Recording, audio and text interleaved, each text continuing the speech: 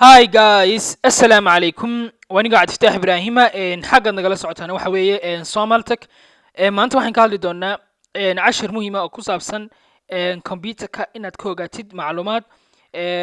Maxay ahayd waxaan soo qaadanaynaa CPU-ga shayga loo yaqaano oo ah waxyaabaha markaad computer cusub iibsanaysid aad ku dooranaysid sidoo kalena ay tahay computerka wuxuu u qabto inaad ogaatid. Okay, CPU-ga waxaynu eegi doonaa overview ku saabsan maxay ahayd wuxuu yahay CPU-gu. CPU-gu sidaad arkaysid iminka waxaan soo qaadanay shirkadda Intel oo noqonaysa shirkaddii ugu horeysay soo saartay CPU-gii ugu horreeyay oo 1970-kii baa lasoo saaray 1970-kii. qaabka sidaad arkaysid waa xaggiisii hore iyo xaggiisii dambe. wuxuu ku xidhmayaa motherboardka ayuu ku xidhmayaa, sidoo kale wuxuu leeyahay qaab uu ku xidhmayo. waxa ku xidhan waxa loo yaqaano heat sink oo noqonaya maxay ahayd fan oo kale noqonaya oo maxay ahayd ka sameynaya in aad u yareeyo maxay ahayd ama reduce gareeyo maxay ahayd heatka uu sameynayo markuu sameynayo shaqada. macnaha waxay ka dhigaysaa mid cooler oo si smoothly ama si maxay ahayd fiican inuu u shaqeeyo ay ka dhigaysaa uu running gareeyo informationka. Okay, sida xaggan ka arkaysid macluumaadkan wuxuu kugu soo koobaya ku sheegaya motherboardku inuu leeyahay ilko ku xidhmaya maxay ahayd motherboardka. marka ilkahaasi mid walba wuxuu leeyahay mid corresponding ku ah iliga kale, markaa si toosaba la isku xidhaya macnaha si carefully ah inaad u xidhay markaad sameynaysid installationka oo kale ayuu maxay ahayd kugu sheegaya programkan yarna. Okay, waxaan eegi doonaa sidee buu shaqeeya macnaha CPU-gu ama what does the CPU muxuu qabtaa, shaqadu qabtaa maxay tahay. CPU-gu waxa uu helaa input buu ka helaa waxa loo yaqaano peripheralka sida keyboardka iyo mouseka iyo printerska oo kale. peripheralka waxa weeye waa qalabka waxay siiyaan computerka additional functionality ee shaqooyin dheeraada sida keyboardka oo kale iyo maxay ahayd mouseka iyo printerka oo kale iyo waxyaabaha la midka ama programka computerka ku jira ayaa waxay siinayaan input, waxay u sheegayaan shaqo inuu u qabto. because of waxaan nidhi CPU waxa weeye waa shay ka shaqaysiinaya computerkaaga inta badan macnaha wixii la geliyo inuu ku sameeyo maxay ahayd calculating ama waa macnaha calculator oo kale sidaynu ka arki doono xagga dambe. Okay, sidaa markuu inta uu dhameeyo shaqada wuxuu soo celiyay CPU markaa output buu sameeyay inuu informationkaaga output ku sameeyo. monitorkii buu kusoo saaraa maxay ahayd shaqada inuu usoo bandhigo macnaha ama shaqadii in lasoo process gareeyo la dhammaystiro ama maxay ahayd peripheralka shayada qalabkii ay geliyeen informationkii ka dalbadeen ayuu u shaqaysiiyaa. markan soo duubna waxa weeye isagu wuxuu calculation buu ku sameeyaa shaygan aad u dirsatay inuu kaaga shaqaysiiyo. Okay, waxaan eegi doonaa CPU historyga, taariikhda uu CPU-gu leeyahay. CPU-gu sin soo sheegnay waxa weeye 1970s-kii ayay shirkadda Intel soo saartay iyadoo engineerka loo yaqaano ka mid ahaa shaqaalihiisa oo ku shaqayn jiray nambarka 12aad oo Ted Hoff loo yaqaanay uu ka caawinayay inay soo saaraan CPU-gii ugu horreeyay oo loo yaqaano 404 macnaha. Okay, waa microprocessorkii ugu horreeyay soo saareen. Okay, sidoo kale xaggan waxaad ka arkaysaa waxyaabaha uu ka kooban yahay CPU-gaagani. CPU-gaagan shaqooyinka si uu qabto wuxuu ka kooban yahay laba mid buu ka kooban yahay wax loo yaqaano ALU wax loo yaqaano ama arithmetic logic unit wax loo yaqaano oo ku qabanaya executionka inuu ku sameeyo shaqadii loo dhiibay inuu ka shaqaysiiyo ayuu sameeyaa. arithmetic wuxuu qabtaa mathematical maxay ahayd performance buu ku sameynaya macnaha mathematical operation buu ku sameynaya ka shaqaysiiyo macluumaadkii loo dhiibay ama operationkii loo dhiibay inuu ka shaqaysiiyo ayuu maxay ahayd ALU ku qabtaa.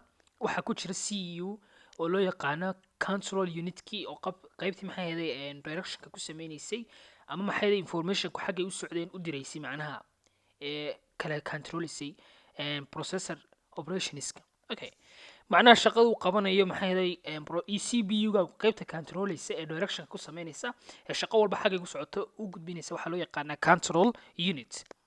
Okay, sida xaggan ka arkaysa waxaa jira wax loo yaqaano machine cycle-ku qaabka uu shaqeynaya macnaha CPU-gan qaabkiisa iyo machine cycle-ka guud ahaan qaabkeeda uu shaqeynaya. stepka koobaad waxaa la sameynaya wax loo yaqaano fetching ama extraction wax loo yaqaano extracting baa lagu sameynaya in daatadaadii iyo macluumaadkaagii laga soo nuugo memory-ga. main memoryga laga soo nuugo oo RAM-ta noqonaya. sidoo kale waxaa loo soo gudbinaya markaa control unitka step 2 ayay noqonaysaa.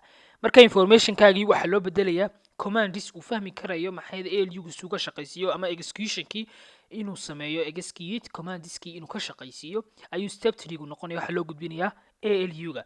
intaa markay dhamaato shaqadii dib waxaa loogu soo celinayaa main memorygii oo lagu store gareynaya datadii iyo maxay ahayday macluumaadkii aad soo dhamaysay. okay, intaasna waxay eegaysaa qaab ku saabsan ama yaroo ku saabsan machine cycle ku qaab ku shaqeynayo. nimanka waxaan eegi doonaa qaababka kala duwan ama maxay ahayday tabiska kala duwan noocyada kala duwan ee CPU-gu uu leeyahay. kolley description-kan soo dhigi doona maxay ahayday xagga ka akhrisanaysid linkiga marka waxyaabii dheeraada adiga akhrisan doona insha allahu tacaala. okay, tabis fara badan ayuu leeyahay. marka waxaan soo qaatay AMD processorska waa shirkadayaduna soo saartay maxay ahayday processorska oo AMD baa loo yaqaanaa. processorada soo saartay waa kuwa xaggan inoogu yaala. sidoo kale waxaa ka mid ah Intel kuwa ay soo saartay ugu horeeyo 4004 kii ugu horeeyay oo ugu dambeeyo Core i7 oo hadda la isticmaalo. marka shirkadda Pentium-ku ama Intel loo yaqaan waxa weeye waa shirkadda ugu isticmaalka badan ama inta badan inagu isticmaalo. Core i series waxa loo yaqaano leh ayay noqonaysaa CPU-gooda uu yahay. sidoo kale waa shirkaddii ugu horeysay ee soo saartay CPU-ga oo 4004 ayuu ahaa. okay, sida xaggan ka arkaysid full list computer CPU manufacturerska shirkadaha soo saara CPU-da ee kale jira maxay ahayday ayaad xaggana ka ogaan karaysaa. sidoo kale su-aashan wuxuu ku weydiinayaa sida ugu dhaqsaha badan ee uu u gudbiyo macnaha how fast does CPU transfer data. qaabka ugu dhaqsaha badan la sideeba ugu dhaqsaha badan u gudbiyaa CPU-ga hadda Soomaali ka shaqna. macnaha waxa weeye CPU-gaagu inuu fast noqdo waxa xukumaya waxa lagu xisaabinaya speed of light-ka. speed of light-kana waa 3 times 10 to the power 8-ka ama 300 oo milyan millisecond kasta ayuu jarayaa light-ku. marka markastaba oo CPU-gaagu uu sii dhawaado speed of light-ka macnaha waxa weeye waxa sii badanaya performance-ga ama faster inuu transfer uu sameeyo datadaadii gudbiyo ayaa mar walba sii badanaysa marka uu sii dhawaado speed of light-ka. intaas buu kuu sheegaya macnaha qaabka uu fast yahay. macnaha waxa xukumaya inuu fast noqdo maxay ahayday CPU-gaagu hadba metalka ama maxay ahayday medium-ka uu signal-kaagu travel gareynaya. macnaha ayay ku xiran tahay medium-ka shayga ama waxyaabaha ku samaysan yahay CPU-gaagan signal-kaagu waxyaabaha uu dhex maraya ayay ku xiran tahay marba in uu noqdo faster uu noqdo CPU-ga qaabka uu transfer gareynayo information-ka. markasta oo maxay ahayday CPU-ga uu kordho ama Core i series-kiisu sii kordho macnaha waxa weeye faster ayuu sii noqonayaa. marmarka qaar waxaa lagu qiyaasaa ama maxay ahayday lagu cabiraa megahertz ama gigahertz oo noqonaysa 100 milyan wax ku dhow. okay, marka mar walba uu sii dhawaanaya maxay ahayday speed of light-ka wuxuu sii noqonayaa mid noqonaya faster. okay, xaggan waxaa kugu taala GPU-ga waxa loo yaqaanaa ama graphics processing unit-ka waxa loo yaqaanaa miyuu ku bedeli karayaa CPU-ga. sidaan ognahay graphic ama GPU-ga ama graphics processing unit-ka wuxuu inoo qabtaa shaqooyin fara badan oo aad u fiican. waayo markaad doonaysid image creation markaad sameynaysid ama 2D ha noqdo ama 3D ha noqdo adoo isticmaalaya software-da loogu talagalay graphics-ka waxyaaba graphics-ka markaad creation-ka ku sameynaysid ama aad doonaysid inaad setup gareyso ama aad doonaysid inaad samayso shayga kuu saamaxa in aad faster uu noqdo waa GPU-ga. hadba qaabkaad isticmaalayso GPU-ga noocaagu ayay ku xiran tahay performance-ga image-ka quality-ga ama image-kaaga soo saarista uu noqonayo sida ugu dhaqsaha badan la soo saarayso. okay, marka GPU-gu ma bedeli karayo inkastuu qabto shaqooyin fara badan oo la mida CPU-ga laakiin waxyaabo fara badan ayuu aanu awood u lahayn oo CPU-gu uu ku awoodayaa maxay ahayday oo u baahan yihiin operating system-kaaga iyo maxay ahayday software-ka computer-kaaga. okay, haddaba wuxuu su-aashana ku weydiinayaa computer-ku ma shaqayn karayaa CPU la-aan. may jawaabtu haddaan soo koobno may weeye ma shaqayn karayo computer-ku CPU la-aan. okay okay waxaan eegi doonaa mb yar baynu waxaan ku eegi doonaa kooban oo qofku inuu ogaado u baahan tahay okay cpu-ga xag qaabka lagu dhawaaqayo xaggan bay kugu taalo waad arkaysaa sidoo kale waxaa loo refer garan karaa microprocessor we will see it later on microprocessorka waxa uu yahay sidoo kale cpu-ga haddii mar labaad eegno macnaha waxa weeye waxa weeye cpu wuxuu handle garaya all instructionska instructionka computer ka dhacaya macnaha waxa weeye instructionsku waxa weeye waa segment of code codes kala duwan oo step by step loo qaaday macnaha waxa weeye tusaale ahaan oo kale haddii iminka aad u dirto maxaa yeelay computerkaaga inuu wax kuu sawiro kale wuxuu ka eegayaa sawirkii right left maxaa yeelay bottom top waxaas oo dhan buu ka eegayaa iyo areadu ku fadhiisanaya macnaha instruction marka maqasho ama computer instruction waxa weeye waa shay maraya steps kala duwan markaa shaqooyinkaasi inoo qabtaa shaqooyin steps kala duwan maraya ayuu inoo qabanaya macnaha cpu-geena ama maskaxda computerkeena okay